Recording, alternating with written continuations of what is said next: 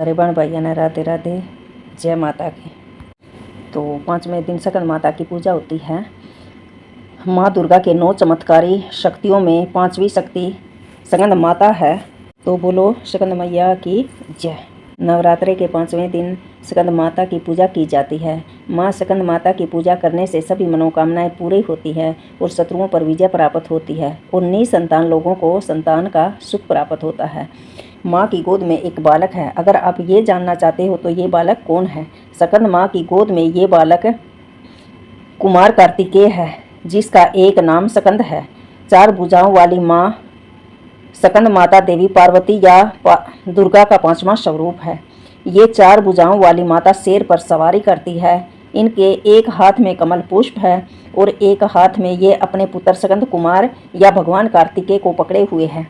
भगवान कार्तिकेय को ही सकंद कुमार कहते हैं। सकंद माता का अर्थ है सकंद की माता। पौराणिक कथा के अनुसार ताड़कासुर नाम का एक राक्षस था, जिसका अंत केवल भगवान शिव का पुत्र ही कर सकता था। तब माँ पार्वती ने अपने पुत्र सकंद या कार्तिकेय को युद्ध के लिए परीक्षित किया और परीक्षित करने के बाद सकंद माता का रूप ले लिया। सकंद माता से युद्ध में परीक्षण लेने के बाद भगवान कार्तिकेय ने ताड़कासुर का वध कर दिया, अंत कर दिया। सकंद माता हिमालय पर्वत की पुत्री पार्वती है। इन्हें महेश्वरी और गौरी के नाम से भी जाना जाता है। पर्वतराज हिमालय की पुत्री होने के कारण इन्हें पार्वती भी कहा जाता है। इसके अलावा महादेव की पत्नी होने के कारण इन्हें महेश्वरी नाम भी दिया गया है और अपने गौर वर्ण के कारण इन्हें गौरी भी कहा जाने लगा है। माता को अपने पुत्र से बहुत प्रेम है, इसी कारण उनके पुत्र का नाम उनके नाम से ही पुकारा जाना उत्तम लगता है। मान्यता है कि सकंद माता की कथा पढ़ने या सुनने वाले भक्तों की माँ संतान सुख प्रदान करती है और सुख समृद्धि भी देती है। सकंद माता का भोग स्वरूप केला अर्पित करना चाहिए। माता को पीली वस्तुएं बहुत प्रिय हैं, इसलिए केसर डालकर खीर का भोग लगाना चाहिए। नवरात्र के 5वें दिन लाल वस्त्र में सुहाग की सभी चीज और लाल फूल अक्षत माँ को अर्पित करने से महिलाओं को सौभाग्य और संतान की प्राप्ति होती है। इनके साथ ही 5 कन्या और 5 बालकों को खीर और मिठाई भेंट देने से माँ भगवती प्रसन्न होती है। सकंद माता का जाप करते हुए इस मंत्र का सकंद माता की पूजा करते हुए इस मंत्र का जप करना चाहिए। या देवी सर्वभूतेषु माता या देवी सर्वभूतेषु सकंद माता रूपेण संस्थिता नमस्तस्यै नमस्तस्यै नमस्तस्यै नमो नमः। माता सबकी मनोकामना पूरी करें। अब आगे सुनो 5वां अध्याय। बात तो हुई अपने वेद पुराणों की पौराणिक कथा सकंद माता की। अब दुर्गा सप्तशती का 5वां अध्याय। देवताओं द्वारा देवी की स्तुति। चंडमुंड के मुख से अंबिका के रूप की प्रशंसा सुनकर शुभ का उनके पास दूत भेजना और दूत को निराश लौटना। ओम।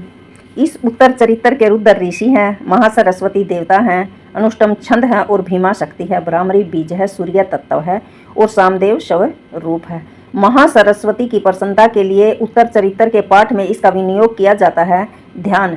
जो अपने कर कमलों में घंटा, हल, शूल, चक्र, शंख, मुसल, धनुष और बाण धारण करती है।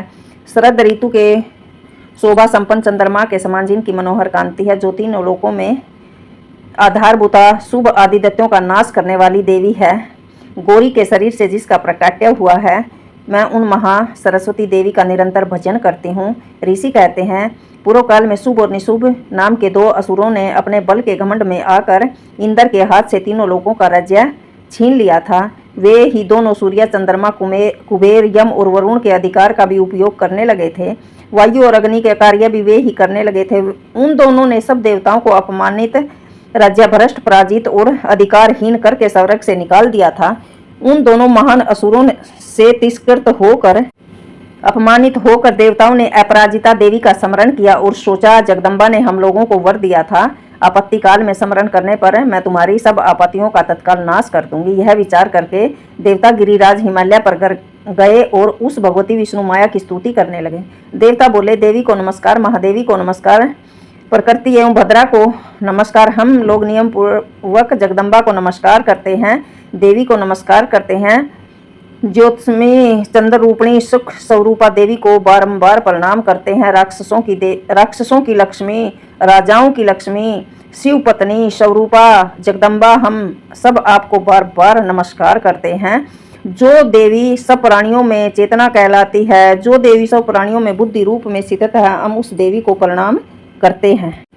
जो जीवों के इंद्रिय वर्ग की अधिष्ठात्री देवी सब प्राणियों में सदा व्यापक रहने वाली है, उस व्यापक देवी को हम बार बार नमस्कार करते हैं। जो देवी चैतन्य रूप में संपूर्ण जगत में व्यापक है, स्थित है, हम उसको भी नमस्कार करते हैं। पूर्व काल में अपने अभीष्ट की प्राप्ति होने से देवताओं ने जिनकी स्तुति की थी, देवराज इंद्र ने बहुत दिनों तक जिनका सेवन किया था, वह कल्याण की साधन भूता ईश्वरी हमारा कल्याण और मंगल करे तथा सारी आपत्तियों का नाश कर डाले।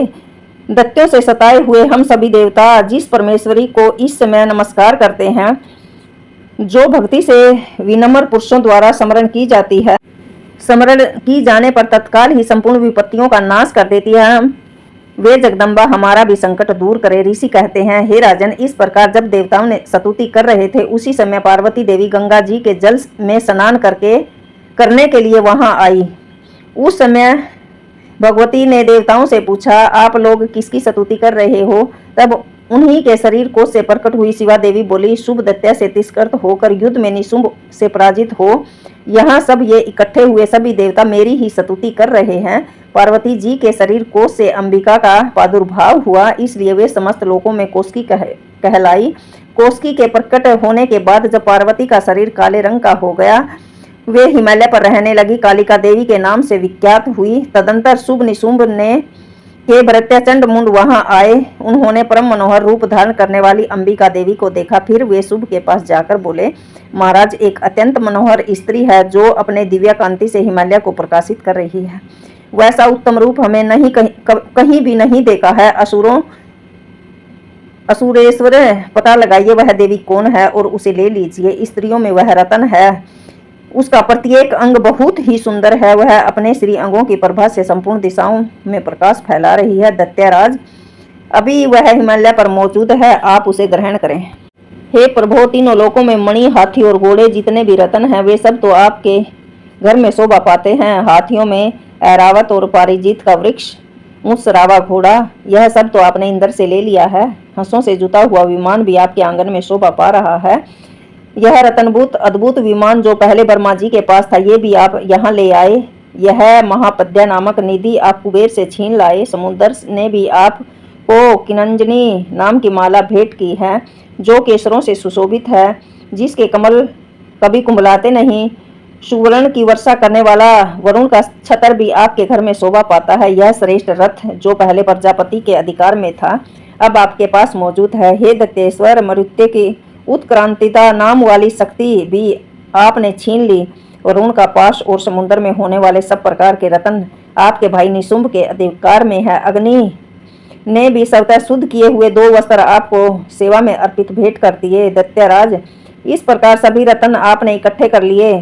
फिर जो यह स्त्रियों में रत्न रूप कल्याणी देवी है, इसे भी आप क्यों नहीं अपने अधिकार में कर लेते हैं? ऋषि कहते हैं, चंडमुंड का यह वचन सुनकर शुभ ने महादित्य सुग्रीव को दूत बनाकर देवी के पास भेजा और कहा, तुम मेरी आज्ञा से उसके सामने ये बातें कहना, ऐसा उपाय करना जिससे प्रसन्न होकर वह शीघ्र यहाँ आ जाए। वह दूत पर्वत के अत्यंत रमणीय प्रदेश में गया जहाँ देवी मौजूद थी।